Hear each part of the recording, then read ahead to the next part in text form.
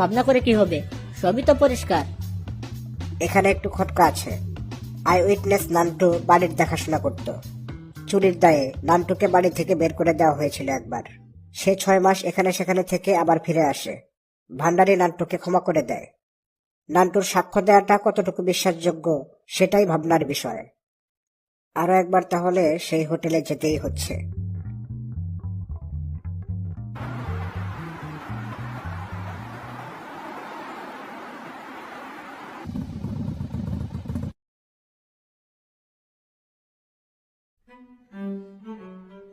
চিঠিতে কি লিখা ভাই?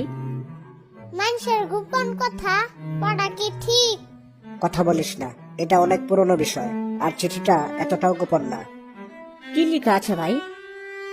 ছাদ থেকে পড়ে যাওয়ার সময় ভান্ডারি সেদিন বাড়িতে ছিল না। এই চিঠি তার প্রমাণ। আপনি কি শিওর এটা ভান্ডারের হ্যান্ড রাইটিং?